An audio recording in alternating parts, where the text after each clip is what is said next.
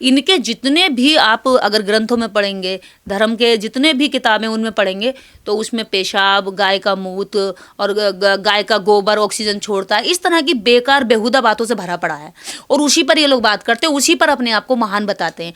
अगर इनकी ये संस्कृति महान है, किसी के मुंह पर पेशाब करना या किसी अपने ही हिंदू भाई के छोटी जाति को कह करके उसे अपमानित करना, अगर ये महानता है, तो फिर इनसे सवाल ये है कि फिर ऊंचाई क्या है तुम्हारी, फिर अच्छाई क्या है तुम्हारी? अगर इसको तुम महानता मानते हो, इसको तुम पवित्रता मानते हो, तो इन ब्राह्मणों के मुंह पर जिस दिन अगर ये सारे के सारे जो जिनके ऊपर ये पेशाब कर रहे हैं, अगर ये लोग उल्टा इनके ऊपर करने लगे, तो ये तो इनके पेशाब में बह जाएंगे। भाई साहब, इतनी संख्या है इनकी।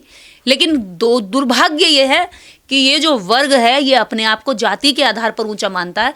भले चाहे इसमें ज्ञान का कुछ भी ना असर हो, भले चाहे इसके अंदर सामाजिकता ना हो, मानवता ना हो, न्याय ना हो, लेकिन ये जाति के आधार पर जन्म से लेकर के मरने तक अपने आप को ऊंचा मानता है, क्योंकि इसने खुद ही अपना प्रचार किया कि मैं ऊंचा हूं, और समाज उसको आज तक ऊंचा मानता रहा है। देखिए, मध्य प्रदेश में भी ये चुनाव का मुद्दा नहीं बन पाया। क्यों नहीं बन पाया? क्योंकि कांग्रेस और बीजेपी दोनों ही जो ऊपर की जो लॉबी है, कांग्रेस हो चाहे बीजेपी हो, पार्टियां भले ही अलग अलग, उनके नाम अलग हैं, लेकिन उनके थॉट्स एक जैसे हैं। उनका जो दलितों को लेकर के प्रेम है, दोनों का ही दिखावटी है। दलितों के प्रति जो वो काम करने के लिए बोलते हैं, वो दोनों ही चुनावी जुमले होते हैं, क्योंकि दलितों को दोनों दिखावा करने के लिए जाते हैं, दलितों से सिर्फ वोट लेना चाहते हैं। उनके वास्तव में उनका उत्थान, उनकी उन्नति, उनकी तरक्की पर दोनों पार्टी में से ना कोई काम करती है और ना ही उनके शोषण पर आवाज उठाती है। आपने इतना हल्ला मचा दिया पनौती के नाम से, उनके शब्द से, लेकिन एक व्यक्ति पर पेशाब किया गया, उसके मान सम्मान को कुछ लगाया, उसको केवल 3 लाख रुपए देकर उसके पैर धो करके वो मुद्दे को दबा दिया गया। उसके बाद जिसने पेशाब किया उसको लगभग 16 लाख रुपए दिए गए इनाम बतौर, उसको मनोबल बढ़ाया गया। जब पेशाब करने वाले लोगों को हिंदू महासभा, ब्राह्मण महासभा, इस तरह की सभाएं मनोबल बढ़ा रही हैं और उन लोगों को प्रोत्साहित करने के लिए चेक देकर आ रही हैं, तो भाई दूसरा भी कोई कहेगा लो दलित पे पेशाब करो और 15 लाख रुपए ले जाओ। तो ये क्या है? ये सामाजिक असमानता को बढ़ावा देने के लिए इस तरह के संगठन सक्रिय रहते हैं। वो मुस्लिम का गीत गाते हैं कि मुस्लिम दुश्मन है, लेकिन मुस्लिम दुश्मन नहीं है, मुस्लिम उनका रिश्तेदार है। वो सारे जितने बड़े उच्च कुल के, उच्च कोटि के ब्राह्मण हैं, जो ब्राह्मण संगठन चलाते हैं या हिंदू संगठन चलाते हैं, उनके जो बड़े बड़े लीडर हैं, उन सारे लीडरों की, सारे नहीं मतलब मैक्सिमम लीडर की, जो खुद मोहन भागवत हैं, मुखिया माने जाते हैं, उनकी खुद की भतीजी उर्मिला मातोड़कर का पति जो है मुस्लिम है। तो ये मुस्लिमों को अपना दामाद बनाते हैं, लेकिन जो कन्वर्टेड मुस्लिम है, यानी कि ओबीसी में जो मुस्लिम है, जो मुस्लिम उधर जाके अभी भी दलित रहा है, ओबीसी रहा है, उसके साथ यहाँ के हिंदू दलित को और ओबीसी के मुस्लिम को और दलित मुस्लिम को आपस में लड़वा करके ऊपर के मुस्लिमों से संबंध स्थापित करते हैं। और यही कारण है कि ना तो कांग्रेस बोलती है, ना बीजेपी बोलती है। आज जब पेशाब करने का मुद्दा, अगर मान लीजिए ये व्यक्ति दलित पेशाब करने वाला होता और जिसके मुंह पर किया गया, अगर ये ब्राह्मण होता, शुक्ला के मुंह पर अगर कोई दलित पेशाब कर देता या आदिवासी पेशाब कर देता, मान लीजिए कि जाति जहां पर पेशाब करने वाली है, यहां पर दुबे ना होकर के, शुक्ला ना होकर के, अगर यहां पर आदिवासी होता या दलित होता, तो ये इस देश के अंदर इतना बड़ा विस्फोटक हो जाता कि तुरंत क्या होता, ब्राह्मण एकदम से बेचारा बन के कहता कि हमारी तो कोई इज्जत ही नहीं है, हमारे साथ तो कितना बुरा हो रहा है। सरकारें हिलाने के लिए रात दिन चीची चीची करता, चिल्लाता, सारा मीडिया भी रोज भाग भाग के दिखाता, लेकिन ना तो मीडिया पे कोई असर पड़ा, विपक्षी दल भी सारे एक हो जाते। यानी ये लगता है कि ब्राह्मण का मान सम्मान पूरे देश का मान सम्मान है, ब्राह्मण का बेइज्जती पूरे देश की बेइज्जती है, ब्राह्मण की बेटी पूरे देश की बेटी है, दलित की बेटी पूरे देश की बेटी नहीं है, केवल दलित की बेटी है। तो ऐसी सोच पर काम केवल बीजेपी नहीं करती है, कांग्रेस भी करती है। और हमारी जो लड़ाई है सामाजिक समानता की लड़ाई है, ये स्वाभिमान की लड़ाई है, सम्मान की लड़ाई है, और उन समस्त अधिकारों की लड़ाई है जो संविधान में निहित बाबा साहब डॉक्टर अम्बेडकर ने इस समाज को दिए।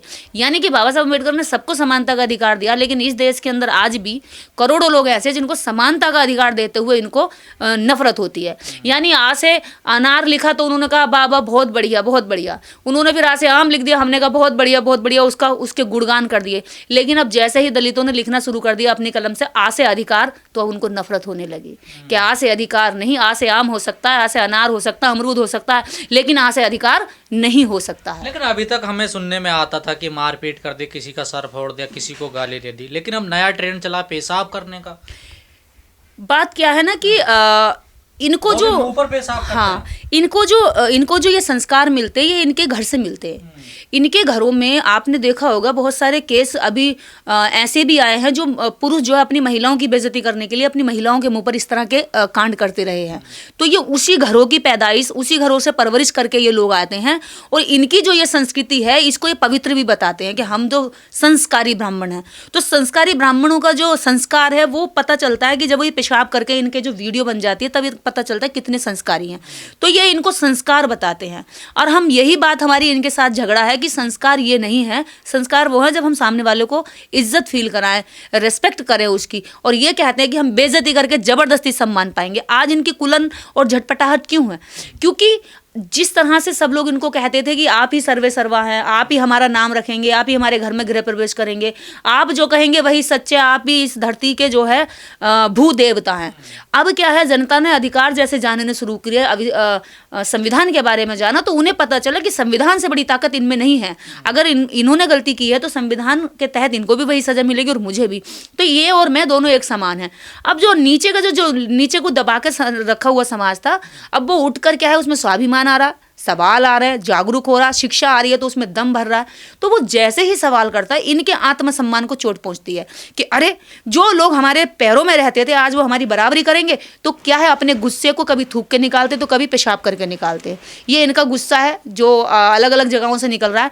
पर इनको ये सोचना चाहिए कि आप किसी को अगर दबाओगे या कब्जे में करोगे, काबू में रखना चाहते हो या अपने आगे झुकाना चाहते हो, तो आप उससे अच्छा आदर्श पेश करके झुका सकते हो, ना कि बदतमीजी करके। लेकिन दुर्भाग्य ये है ना, जब ऐसी घटनाएं सामने आती तो लोग उसका विरोध करने की बजाय उस अपराधी के साथ खड़े हो जाते हैं ना। वो कौन लोग हैं जो उसके अपराधी के साथ खड़े होते हैं? मैंने कहा ना, वो कौन लोग हैं? ये वही लोग हैं, वो सारे धार्मिक संगठन है, जो धार्मिक संगठन ये कहते हैं सारे हिंदू एक हो जाओ, सारे हिंदुओं को जाओ। वही सारे हिंदू एक हो जाओ वाले धार्मिक संगठन जब इस तरह का उसी धर्म के छोटे किसी जाति के ऊपर अत्याचार होता है तो वो चुप हो जाते हैं। और चुप होने की, उसके साथ तो खड़े नहीं होते जिसके साथ शोषण होता है, लेकिन शोषणकर्ता के साथ खड़े हो जाते हैं। ये नीच क्वालिटी उस लोगों की जीन्स में भरी हुई है। इसी क्वालिटी को वो जो है अपना उच्चतम क्वालिटी बताते हैं और इसी क्वालिटी के बेस पर वो बाकी सारे समाज को दबाना चाहते हैं। लेकिन भारतीय संविधान कहता है कि आप क्वालिटी, जब तक आपकी क्वालिटी मानव हित में ना होगी, समाज हित में ना होगी, सबके हित में ना होगी, तब तक उसको आप अपने मुंह से कितना भी महिमा मंडन करते रहो, वो ज्यादा लंबे समय तक जिंदा नहीं रह सकती। सरकार भी तो बड़ा एक्शन नहीं लेती ना, कोई एग्जाम्पल बने, यानी ये घटनाएं तो बढ़ती जा रही हैं। सरकार में बैठे हुए लोग कौन है? सरकार में बैठे हुए लोग वही हैं। आप देखेंगे हमारे प्रधानमंत्री जी या तो विदेशों की यात्रा करते मिलेंगे और जैसे ही भारत में आएंगे वैसे ही तुरंत जो मंदिरों में जाकर के नतमस्तक लेट करके उसको जो है प्रणाम करते मिलेंगे। यानी अंधविश्वास पर काम करेंगे, भारत में आएंगे और बाहर जाएंगे तो बुद्ध की मूर्तियों को देते हैं। अभी बहुत सारे लोग ट्रेंड चला रहे हैं कि अभी वो एक मंदिर में जाकर के लेट करके शाश्वत दंडवत प्रणाम कर रहे हैं मंदिर में जाकर। तो कई सारे ब्राह्मण और धार्मिक संगठन लिख रहे हैं कि आज से पहले ऐसा कोई प्रधानमंत्री मिला हो जो इतना लेट लेट के मंदिर में अगर भगवान को नमन करता हो तो मैं नाम बदल दूंगा।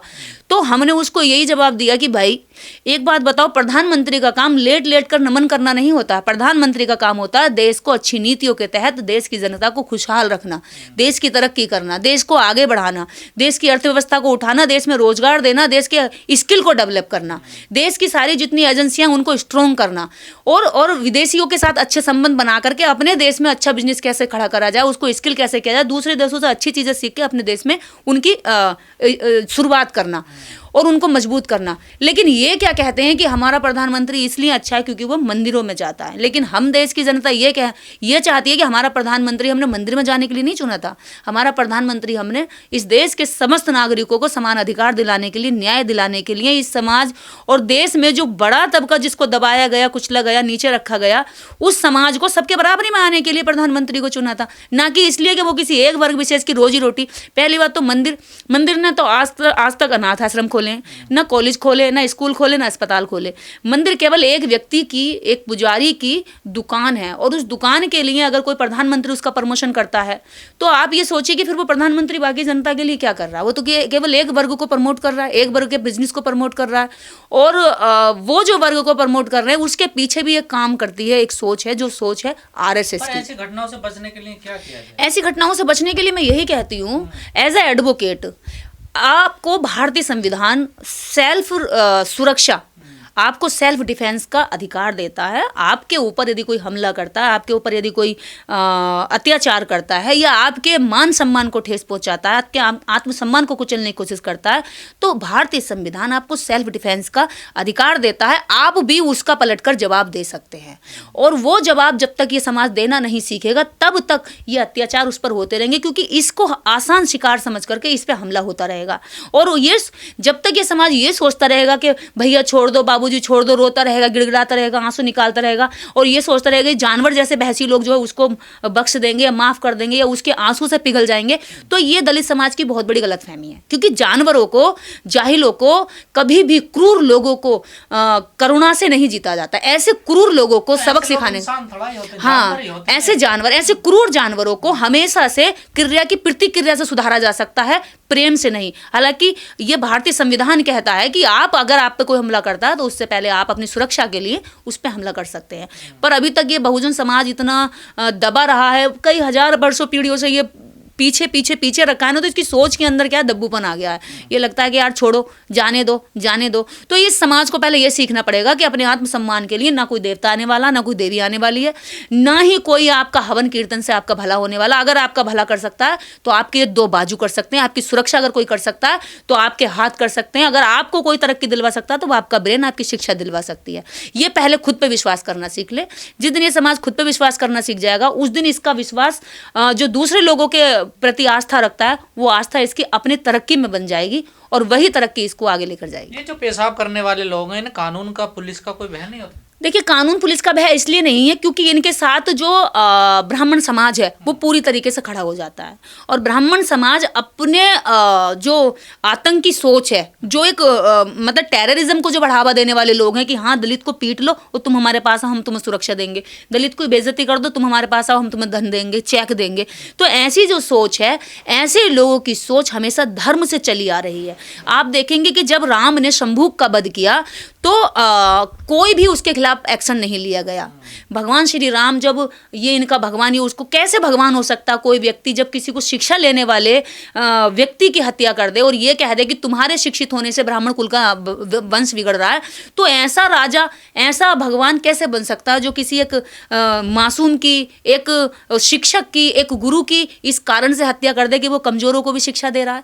एक गुरु जो द्रोण एकलव्य का अंगूठा काट लेता है ये कहते हुए कि तुम मुझे अपने गुरु दक्षिणा में अपने दाएं हाथ का अंगूठा दे दो, और अंगूठा मांग करके उसको जो धनुर्विद्या में वो मजबूत हो रहा था, उस धनुर्विद्या में उसको पीछे करके उसने अर्जुन को विजेता बना दिया। तो ऐसे लोगों को फॉलो करने वाले उसके फॉलोवर मनु, जो खुद कहता है कि ढोर गंवार पशु शूद्र नारी सकल ताड़ना के अधिकारी, तो जो शूद्रों के प्रति नफरत उनका गुरु जाहिर कर रहा है और वो मनु को महाराज कहते हैं, राम जैसे हथियारे को भगवान कहते हैं, और द्रोण जैसे मतलब गैर बराबरी की सोच रखने वाले व्यक्ति को गुरु कहते हैं। तो ऐसे लोगों को मानने वाला समाज किस तरह से लोगों को बढ़ावा दे सकता है, आप सोचिए। वो क्या करेगा? वो तो फिर वही करेगा ना जो उसके गुरु करते हैं, आदर्श करते हैं। हम लोग क्यों समानता की वकालत करते हैं? क्योंकि हम बुद्ध को मानते हैं। हम क्यों लोगों में न्याय की बात करते हैं? क्योंकि हम डॉक्टर अम्बेडकर को मानते हैं। हम क्यों लोगों में जीवन दान की बात करते हैं? क्योंकि हम संविधान को मानते हैं। पेशाब कांड भी देश के अंदर आ रहे हैं, लगातार वीडियो जा रही हैं, हम लोग देख रहे हैं। ये जो कार्य हैं ये एक विशेष खास सोच की वजह से हो रहे हैं, और वो जगह जगह आपको देश के हर कोने में दिखाई देगा। कभी आपको मध्य प्रदेश सीधी में दिखाई देगा, तो कभी उत्तर प्रदेश के जालौन में दिखाई देगा। ये घटनाएं लगातार जो हमारे सामने आ रही है, ये आज कैमरे का और टेक्नोलॉजी का कमाल है। वरना इससे पहले जब टेक्नोलॉजी, सोशल मीडिया नहीं थी, हम लोग आपस में कनेक्ट नहीं थे, तो ये घटनाएं और ज़्यादा बड़े स्तर पर शोषण की जो भड़ास होती है ना, मन में जातिवाद का एक अंदर तक भरा हुआ उबाल होता है, वो निकल कर आता है। और कमज़ोर को सताने के लिए